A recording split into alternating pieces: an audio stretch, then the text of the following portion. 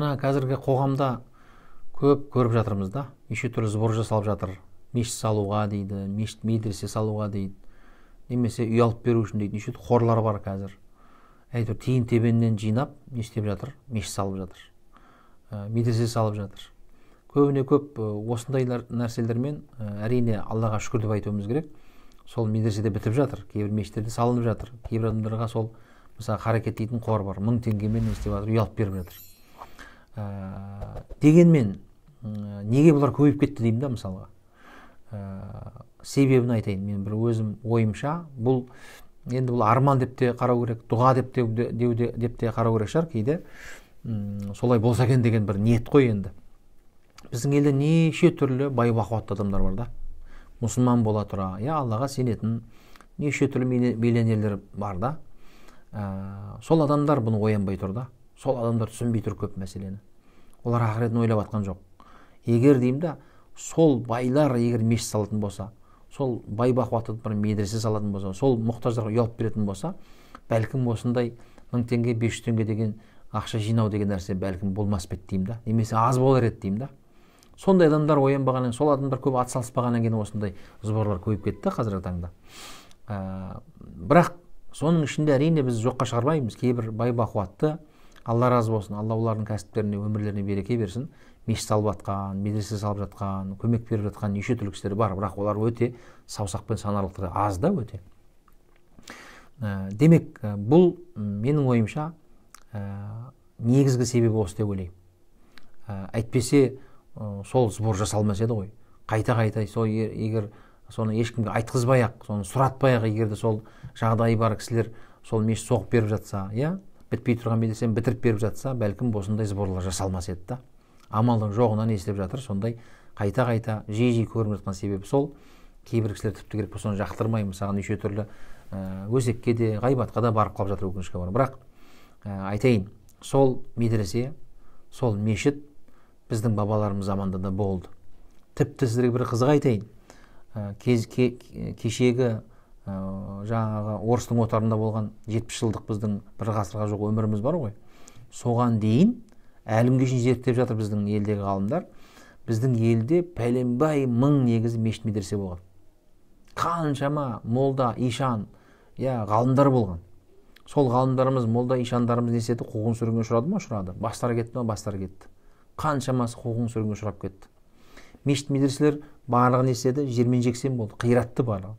Кейбір өңірлерде ғана, санаулы ғана мешіт медреселер не істеді? Аман қалды. Оның өзі қанша жылы бойы малғора болды, склад болды, басқа болды деген сияқты. Кейін оны халық әйтеуір өзі жиналып, соны қайттан мешіт қылып жасап алды да. Айтым келгені, сонша мыңдаған мешіт медресе неге қиратты заманда? Неге оны құртты? Сонша мыңдаған, жүздеген қаншама ғалымдар, ишандар, молдалар неге қуғын сүргінге ұшырады? Себебі сол дін, сол имандылық, сол ишан молдалар, сол мешіт медреселер қазақты оятатын болды. Қазақты біріктіретін болды. Қазақтың көкірек көзі ояу болатын болды. Көрдіңіз ба? Мәселе қайда жатыр? Сол үшін не істеді? Дін әпейін деді. Жаманда да соны. Солай ма? Қудалады дінді ұстанғанды, намаз оққандарды қудалады мысалға. Қанша мыңдаған кітапханадағы кітаптарымыз өртелді. Неге істеп жатыр? Егер ол маңызсыз болса, ол кітап жай әшейін пайдасы жоқ кітап болатын болса, сол діни кітаптар. Сол молдалар, сәлде шапанын киіп алып намаз оқып жүрген молдалар, кімге зиян бар? Неге одан қорқып оларды қуғын сүргінге ұшыратады мысалы? Неге олар құртты? Мешіт медреселердің не зияны бар мысалға? Тұра бермей ма мысалға? Намазын оқып отырады, ешкімге зияны жоқ. Не үшін бұның барлығы? Себебі идеология бұл. Көрдіңіз ба? Демек мешіт медресе керек. Мешіт медресе өте маңызды бұл мәселе. Кейбір кісілер айтып жатыр ғой, неге мектеп соғылмайды, неге аурухана соғылмайды деген сияқты. Бұл бір күлкілі нәрсе. Негізі мектеп салынып жатыр ғой. Мемлекеттің ақшасымен салынып жатыр мектеп деген, аурухана деген. Ал мешітке мемлекеттен ақша бөлмейді ғой. Мешітті кім салынып жатыр? Сол кәсіпкерлер салып жатыр. Сол халықтың жаңағы 1000 теңгеден жинаған ақшасынан салынып жатыр мешіт медреселер барлығы. Демек айтайын дегенім, мешіт медресе керек. Қазіргі таңда да негізінде байқасаңыздар, қазіргі таңда да сол баяғы идеология қайттан оятып жатыр. Тәңіршілер шығып жатыр, неше атеистер шығып жатыр, солай ма? Қазіргі таңда да сол не? Тоңқайып 5 уақыт намаз оқи берген не пайда? Мына ағызушылар, неше түрлі жаңағы әйтеуір қойшы енді ауыздарына келген нәрсені айтып жатыр. Неге? Бұл тағы да сол жаңағы қазақтың көкірек көзі оянбасын, қазақ имандылыққа келмесін, қазақ діндар болмасын, қазақтың баласы жасы несесін оянбасын, бірікпесін деген мақсат қой бұл. Көрдіңіз ба? Кеше ғана ғой енді. Тәуелсіздік алғанымызға міне 30 жылдан енді ғана асты ғой, солай ма? Оған дейінгі өмірді қараңыздар. Біздің бабаларымыз қалай ұстанды, сол әжелеріміз, аталарымыз қалай сол тығылып жүріп тарауих намазын оқыған жоқ па? Тығылып жүріп сол оразаны ұстады ғой. Тығылып жүріп намазын оқыды. Сол біздің мақал мәтелмен жұмбақтарға біздің сол дәстүрімізге несе, сол дініміздің негізі құндылықтарын соған сақтады. Сол мақал мәтелмен сақтап қалды, сол дәстүрмен сақтап қалды. Бірақ соны сақтады ғой, өмір сүрді, қараңыз. Бірақ менің айтқым келіп отырғаны, сол мешіт медресе неге қиратты деймін да? Неге соны салдырмаудың амалын жасады? Неге? Себебі сол мешіт медреседе бір қасиет бар ғой. Сол медреседе оққан сол жастар, сол медреседегі Құранды оқып, пайғамбарын танып, сол Құдайдан қорқу керек, ұяттың не екендігін, обалдың не екендігін түсінген бала адам, ол не істейді? Ол Құдайдан қорқады. Құдайдан қорыққан адам не істейді? Автомат түрде ол біреуге зиян тигізуге бармайды оңайлықпен. Ол күнәдан сақтанады. Ол еліне жаны ашиды. Ол еңбекқор болады, ол білімді болады, оның көкірек көзі ояу болады да. Көрдіңіз ба? Діннің негізгі миссиясы осы ғой. Адамды ояту, адамдарды біріктіру, адамдардың көкірек көзін ашу, адамдарды білімге, еңбекқорлыққа баулу негізінде сол.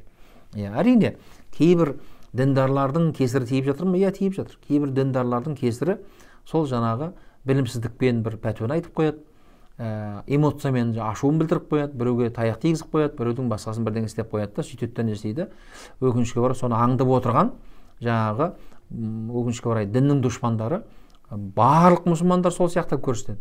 Барлық мұсылмандар солай ашушаң, сондай сабырсыз, сондай өтірік айтады, сондай алаяқ деген сияқты кейде өкінішке орай осындай жаман біздің мұсылманның сипатына сәйкес келмейтін нәрсені айтып жатады да, өкінішке орай. Жалпы ақиқат біреу ғой. Анау-мынау кемшіліктері болады, ол кез келген адамның бойында болады. Бірақ негізгі ақиқатты біз мойындауымыз керек та. Негізгі ақиқат нәрсе не, шындық не? Бұл мешіт медресенің қажеттілігі, маңыздылығы, сол имандылықтың, сол діннің қажеттілігі да. Сондықтан да мен насихат айтқан болар едім, өзімнің пікірімді бөлісіп жатырмын ғой. Жалпы біздің елдегі бай бақуатты жандар, сол бала шағасын асырап, өзінің таза еңбегімен еңбек етіп отқан неше түрлі адал кісілер бар ғой. Әрине, біз оған ешқандай жаңағы араласуға ақымыз жоқ қой. Алла тағалам кәсібіне береке берсін. Бірақ дүние бұл мәңгі емес қой. Бүгін барда ертең жоқ.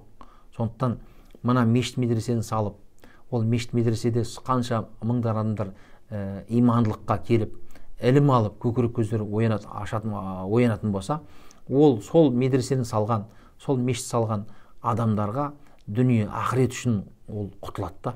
Ақырет үшін ертең артынан үзілмей оның артынан естей сауап барып тұрады. Алла тағала разы болғаннан кейін бітті ғой. Алла сізге разы болғаннан кейін бітті, мәселе шешілді, болды.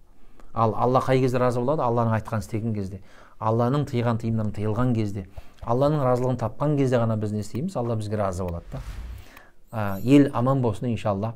Жұртымыз тыныш болсын. Құдай тағалам жаңағы енді шүкір ғой, енді мешіт медресе сол тиын тебенмен болса да соғылып жатыр ғой. Бірақ дегенмен елдегі сол мұсылман бола тұра сол ақшасын қимай жүргендер, білмеймін енді шешім бере алмай жүргендер, сол иманы әлсіз болғаннан кейін соның негізгі себебін, хикметін түсіне алмай жүргендер болатын болса, Алла соларға түсінік берсе екен деймін.